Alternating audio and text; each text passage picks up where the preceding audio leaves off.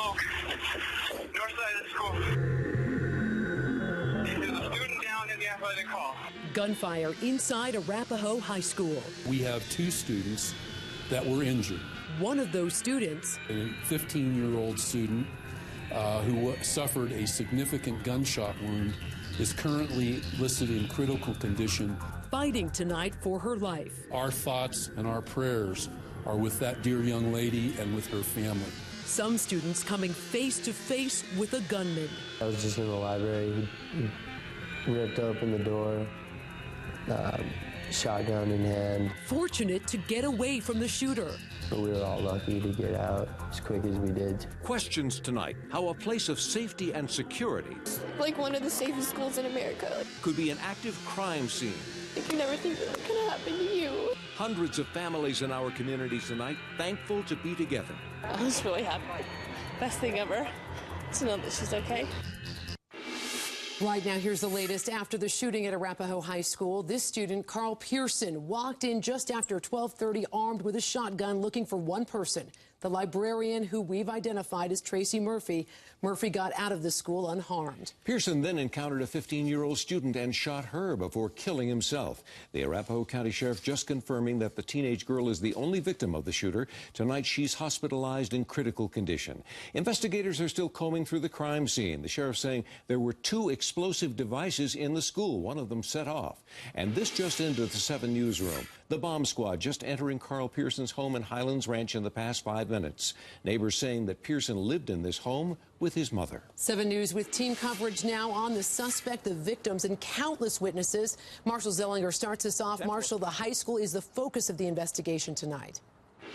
Teresa, Arapahoe High School is a crime scene, the entire school. That's why students will not be able to get their personal belongings left inside as they were evacuated by law enforcement.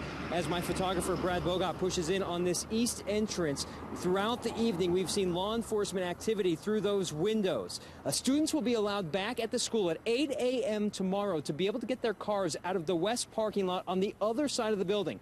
But since 12:33 this afternoon, we've heard from students inside Arapahoe High School, inside the school when the shooting took place, and we've heard from the school employee who helped the targeted teacher get to safety. I saw the kid running in, moving military style, and I looked, and right away I got on my radio, called security to try to stop him from running. It just looked weird. He went in, and that's when I heard 2 pops. Arapahoe High janitor Fabian Yelenis helped a teacher inside get to safety. He tells 7 News librarian and speech and debate coach Tracy Murphy was Carl Pearson's target. Tracy told me that he shot at him as he ran out. We know that there may have been some controversy or some disagreement between the teacher and the student that we know was the shooter. Arapahoe County Sheriff Grayson Robinson also revealed dozens of students were in danger when a Molotov cocktail was ignited and the shots were fired. About 65 to 80 students that were in the immediate area of the shooting. We thought someone was throwing a trash can down the stairs, and a teacher that was right next to our classroom, he ran down there and saw what was happening, and he ran back upstairs and shut the 2 black doors and locked it and told all of us to get under the tables. We watched students load onto buses to be interviewed and reunited with their family. Yeah, got my swimsuit on and everything, so. Freshman Camden Castellano was in swim class. His teacher did not give the students a chance to change. Then he comes running back in and he's yelling, everybody out, everybody out. So then we go sit down in the hallway and he's like, all right, be quiet, don't talk, sit down, just stay there. Another live look inside Arapahoe High School where CBI, FBI, and other law enforcement continue searching at this hour. One of 4 locations being searched. Besides the school, we know law enforcement are searching the home where Carl Pearson lived, his father's home in Denver, and Pearson's vehicle, which we have confirmed is parked on the west side of the school, just on the other side of the building. Reporting live outside Arapahoe High School, Marshall Zellinger, 7 News. Call 7 investigator John Perugia uncovering new information about the shooter. And John, you've learned why Carl Pearson was apparently targeting Arapahoe's speech and debate instructor.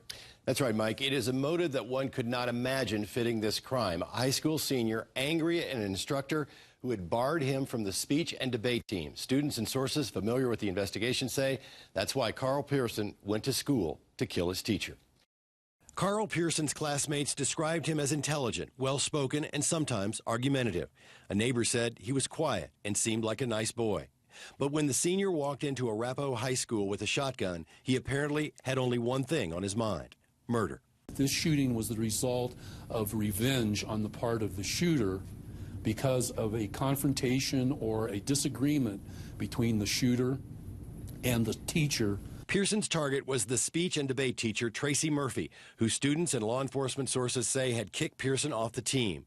Clearly, that enraged the student, who, when he walked into the school, said he was looking for Murphy. When he couldn't find him, Pearson inexplicably shot and critically wounded a 15-year-old girl who tonight is fighting for her life. He then apparently killed himself as police were responding to the shooting. At this point, investigators don't know if other factors in Pearson's life contributed to this violent attack. That is only one question they're hoping to answer as they begin to gather evidence and piece together the past few months of his life. I'm John Ferrugia, 7 News. Students reuniting with their parents at Shepherd of the Hills Church, a block south of the school. 7 News was at the church as students and their parents struggled to process the day's traumatic events. One of those students, Courtney, emotionally recounted the terrifying moments the shooter entered the school. We were just sitting downstairs in yoga class, and all of a sudden we heard this bang, bang really fast, and then this girl came running down the stairs screaming, help me, there's a shooter, and she just had blood all over her shirt, and then our teacher just put all of us in the closet, and like we didn't hear anything else about that, and then we just heard somebody try to come in our classroom, and we just heard screaming and yelling, and it was terrible. Coming up in about 10 minutes, we'll hear more from Courtney and tonight all the students that have been reunited with their parents. Only on 7 News, this student coming within just a few feet of the gunman as he was searching for his target. Call 7 investigator Kelly Raybon live in the newsroom. Kelly, he's telling us what happened in this exclusive interview and what the suspect asked him. Mike, we spoke to one of the 5 students who was in the library this afternoon when the shooter stormed in. It's a chilling account of the moment this high school senior was face to face with a classmate armed with a shotgun on a deadly mission. I heard the 3 shots, and then he came into the library.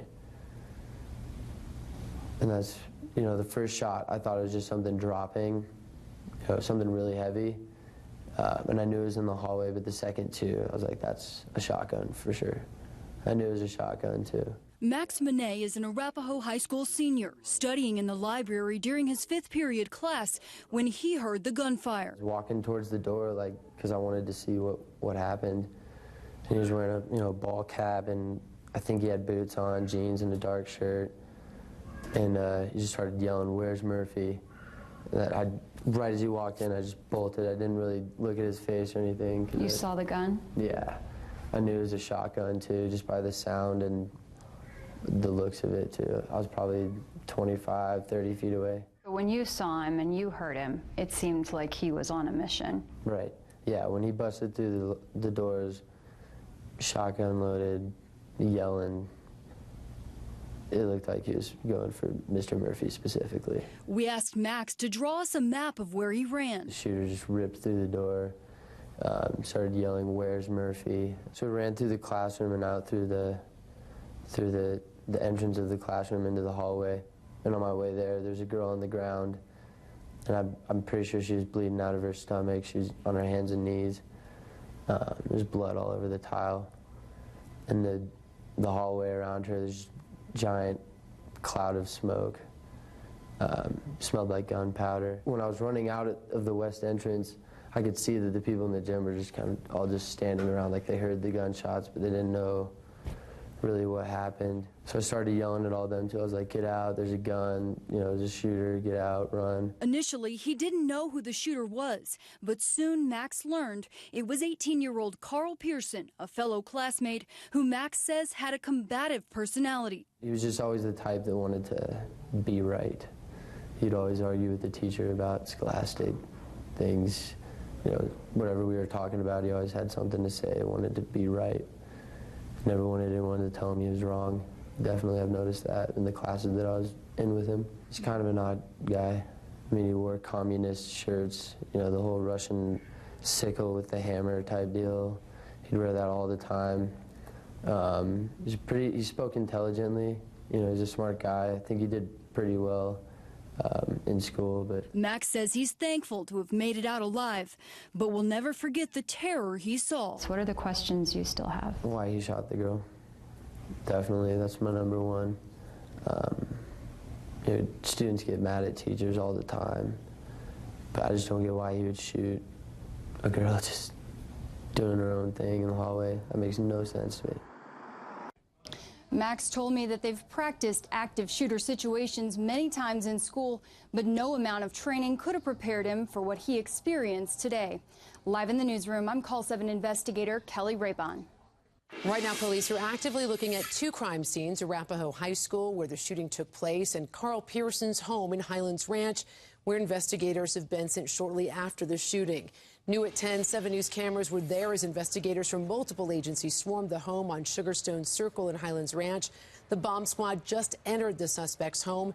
7 News reporter Lance Hernandez is there live. And Lance, it's been an active scene all evening.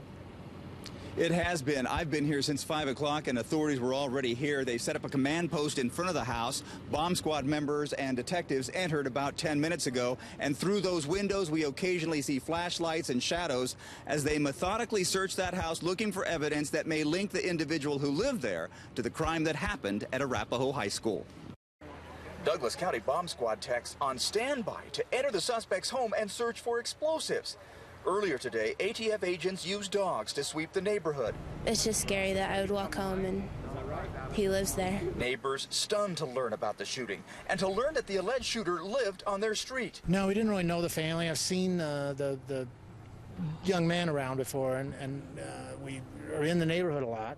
But no, we didn't really know them. Randy Freetek also surprised to learn the alleged gunman, Carl Pearson, may have taken a gun to school to confront a teacher who apparently booted him off the debate team. That's really sad. I mean, it's unfortunate that he'd be so upset about being kicked off the debate team that he'd do something like this, and it's unfortunate that he'd have access to a weapon to be able to do something like this.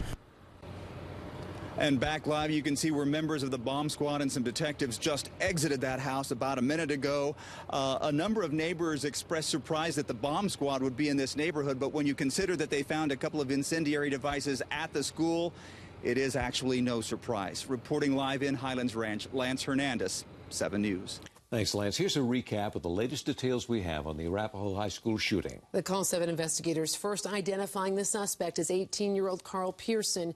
Sheriff's deputies say he walked into Arapahoe High looking for a specific teacher. He then encountered a 15-year-old student and shot her before killing himself. That teenage girl, his only victim, is in critical condition. Investigators also found 2 explosive devices inside the school. One had gone off. We first alerted you to this story on our 7 News app, and right now on the app you can see complete coverage of what happened today as we continue to monitor the ongoing situation. Still ahead, we'll hear from a student who saw the victim right after it happened. Her first-hand account is coming up.